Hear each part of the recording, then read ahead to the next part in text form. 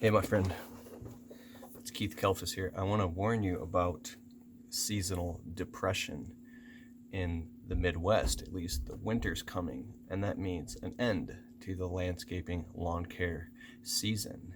And why I'm making this video is because I've been doing landscaping for my whole life, and I know what it's like to become depressed in the winter. My friend William, he's a tree guy. He has a tree company. He's real smart. And he said something interesting to me about a month ago. He says, it's like an adrenaline junkie who was out all summer, and all of a sudden now it's winter and everything comes to a dead stop. How are you supposed to deal with that? So it's a roller coaster. By the time spring comes, you can be so, well, first of all, by the time the winter comes, you can be so depleted and exhausted from working so much. You're mentally, emotionally, physically, spiritually. Your diet could have totally slipped. Your relationships may need to be mended. It's not easy having your own lawn and landscaping business, or any business for that matter, right? So after the holidays, I've found myself many times come January 1st, like it's a crazy season, and then you get all the holidays, you're running around like mad, constant family events, and then all of a sudden, nothing. And by that time, you're just like, in a quiet house, all by yourself. Aside from plowing snow, here's what happens. All of your inner baggage, all of the stuff that you can use working 70 hours a week as an excuse to not deal with, all that stuff starts to come up, and it comes up in layers. Now you're dealing with your own mind. So you can make a decision in the winter, I'm going to do all these things. When the winter comes, I'm going to crush it. But then when the winter comes, and now you're not physically in motion, moving your physiology and doing all the things you normally do, and you're just at a dead stop. Now, it's like you're a totally different person. And I know what it's like to waste away a lot of the winter, especially if you have money in the bank and you can use that to fall back on as an excuse.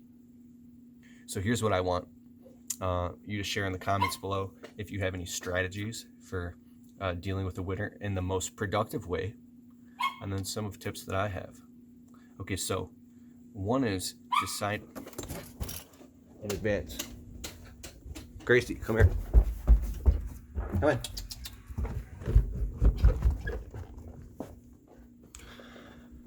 Okay. I wish other YouTubers would do stuff that I just did and keep that in the video. Tremendous amounts of little frustrations that we all have. Think of it like you're walking through a forest and there's all these things pulling at you, right? Like pickers. Friction. How do you eliminate friction from your life? So here's what I'm doing this winter, and let me know in the comments below if you got any tips for this as well.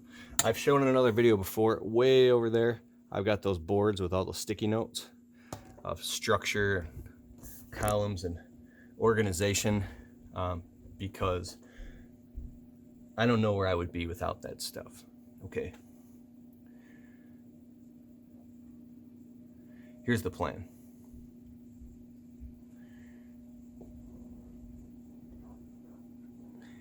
At the new year, when the season is over, I'm going to catch up on some sleep. I'm going to sleep my butt off. I'm going to sleep like 14 hours a day for like a week straight if I have to. I'm going to rehydrate, replenish, do a whole body detox, all alkaline foods.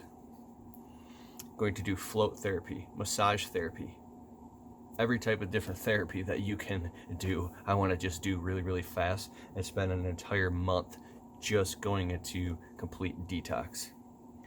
And then the next thing is obviously get a gym membership and go to the gym regularly. I'm thinking about trying jiu-jitsu out over here and having a regular regimen in which you get physical exercise If you go outside and plow the snow, if you do snow plowing, if you regularly work out at the gym or do martial arts or kickboxing, have some type of regular physical exercise regimen that you stick to religiously all winter. Okay, have certain times you wake up and go to bed, right? Unless you're specifically a night owl. I think that sticking to a regular sleep regimen is very important so you don't lose yourself in the winter. So next thing is diet. Not getting trapped in eating a whole bunch of junk food or eating because of depression. Stick to a regular, 3 meals a day, or if you're got a sugar problem, like 6 meals, micro meals a day, whatever it is for you. Just stick to healthy diet and exercise. And this is the core foundation. These are the fundamentals. It's sleep, diet, exercise. Those 3 things.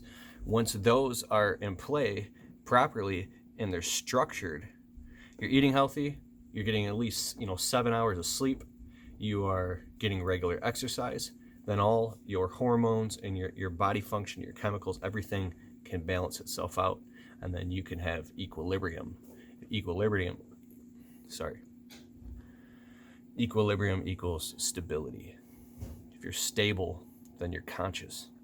If you're conscious, then you can be behind the driver's seat of your consciousness and direct your life in the direction that you want it to go versus whatever direction gravity pulls you, and it's usually down.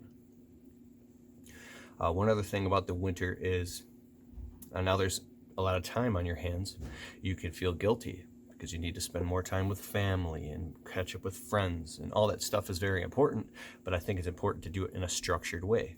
If you want to get lunch with an old friend or catch up, right? Why not? Let's meet Thursday from noon until 1 at this spot, and at 1 o'clock we cut it off, not just hang out all day talking. I think that everything, if we do it with intention and we keep our calendar filled and we block and tackle and do the things that we want to do, like say you want to work on your marketing this winter, you want to redefine or restructure your business or get your legal documentation in place or dive deep in accounting and learn how that works. Whatever you want to do to further your personal growth and your business growth, it's very important to put that on your calendar and block out the time for that. And during those hours, you're at work. One of the hardest things to do is to work from home because it takes a tremendous amount of self-discipline, because now you have the choice, right? So, and I want to end with this. I watched an amazing Steven Spielberg documentary because I'm very interested in filmmaking. I make YouTube videos. And there was this one about Steven Spielberg. It was on YouTube. It was awesome. One of the producers said that it was crazy watching Steven. It was like Steven was a guy who worked for Steven. Steven Spielberg was a guy who worked for Steven Spielberg. That's how deliberate he was, how focused he was, and how much this guy was just a focused workaholic, though. Do I think it's important to be an obsessed workaholic to the point where you destroy everything and all the relationships around you? Well, that's really actually debatable, because some of the people in this world who have invented life-changing technologies. Just think of your favorite technology or anything, or even cars. These were people, men and women, who were obsessed to the point where they sacrificed everything for that. Is that your legacy that you want to leave and the imprint you want to touch on humanity when you leave this world? If that is, and you're very, very, very clear about that, and if you're not obsessed, will you not get your mission accomplished before you leave this world? Then maybe that's what you have to do. But as long as you do it consciously and intentionally, and you understand why you're doing it, therefore you can communicate to the people that you love that this is what you're going to do. And it doesn't mean that you love them any less, right? And on the other hand, if you want more balance and equilibrium in your life, faith, family, finance, physical, fitness, fun, all these things, then you're probably not going to become a multi-millionaire or change the world or,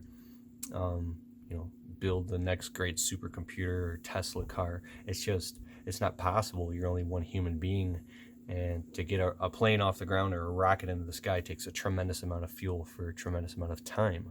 Very, very, very, very few examples even exist of people who have been able to do that and, you know, not end up in a divorce or end up with health problems or die young. So I think with all that being said, it's very important to remain conscious of all that.